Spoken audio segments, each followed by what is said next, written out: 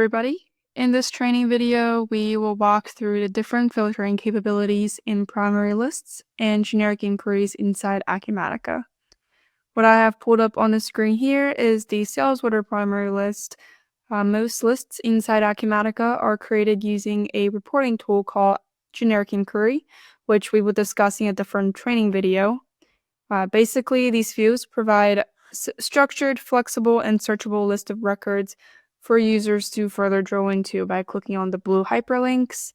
And whether you're in the list view for the sales orders you see on the screen currently, or purchase orders, inventory, or other generic inquiry reports, you will always have the ability to create quick filters, advanced filters, or pivot tables using the data pulled. And that is what I will be showing in this video. So the first option is to use a quick filter. By clicking on any of these column headers here, you will see a small pop-up box giving you some sorting and filtering capabilities. So for example, clicking on this date column, you can sort ascending, sort descending. You can set the date to a specific date, greater than or less than a date, in between some certain days, today or this month. For this example, I'm going to select, let's say, November. So if I want to see all orders that is created in November, so November 1st to November 30th,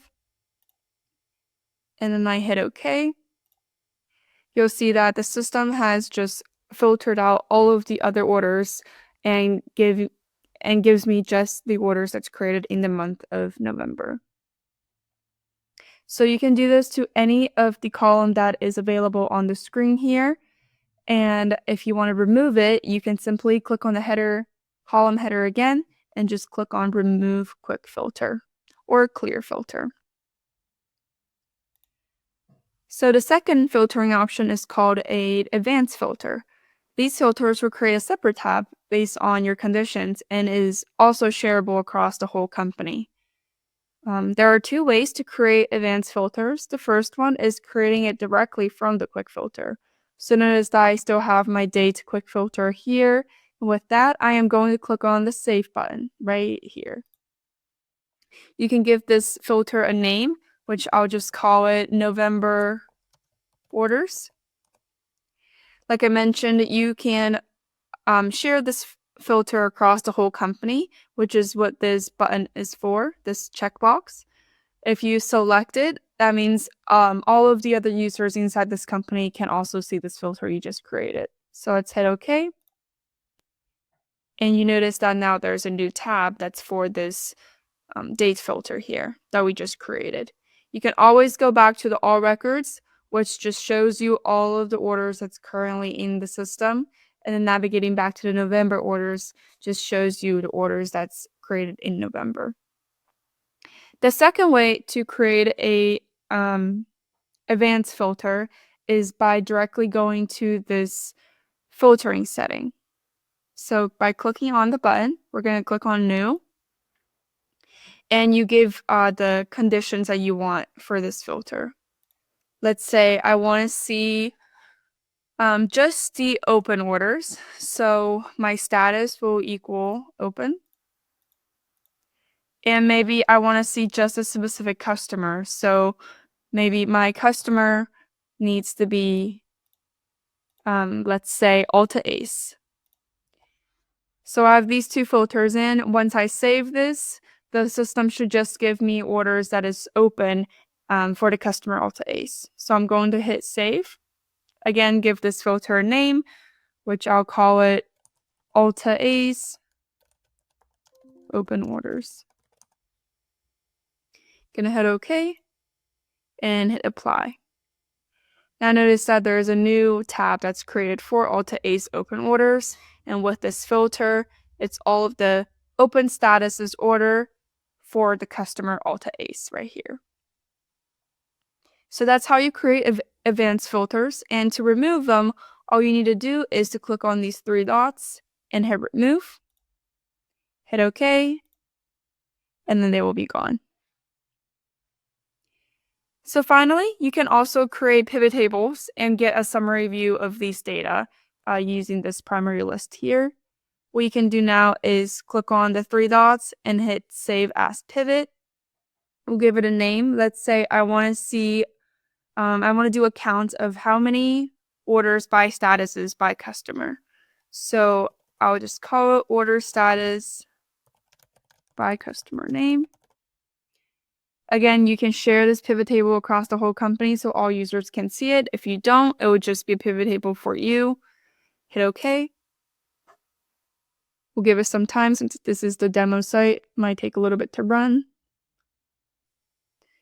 All right, so notice that this pivot table has been created by the system and it is also in its own tab right here. And we can go ahead and putting our rows, columns, and values. So for rows, I would like to see the status. So all I need to do is select status and drag it into the rows section. And columns, let's say I want to use customer name. So you drag that in there. And for values, I want the system to count the order number field. So whatever, so it's going to count by status, right? So however many orders that's in the open status, it's going to return that value.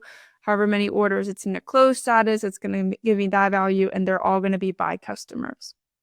And notice on the right side here, there are some additional properties that you can set for the values or the row field or column fields. I'm going to just leave them as is. To exit this setting view, all you need to do is click on the Edit Pivot Table button here to get out of it. And finally, there you have it. So it's listed by the statuses it's available. So you have canceled, complete, invoice, or open. And then it's by customer, which you can drag the columns to make them bigger if you want to see. So we have ABC Capital Venture, ABC Holdings, ABC Studio. These are just demo customer names. What you notice that is these are all blue hyperlinks. So if you click on the 2 here, it will take you down to a drill down tab back to how the system got that number. So we still see that we have two completed sales orders for ABC Holding, and that's how you got the 2 number here. If I want to see what this one is for ABC Capital Ventures, you'll notice that this is the order that is invoiced for this customer, and you can drill even further by clicking on the blue hyperlink here to see the number. All right, so that is everything I wanted to cover in this training video. We learned how to create quick filters, which is by clicking on any of the column header. We learned how to create events filter, which is by clicking on the funnel, the filtering setting button, or by directly saving it from your quick filter. And we learned how to create a pivot table, which is by saving the view as a pivot and then configure it inside the pivot table screen. All 3 of these allows you to create a separate tab if needed.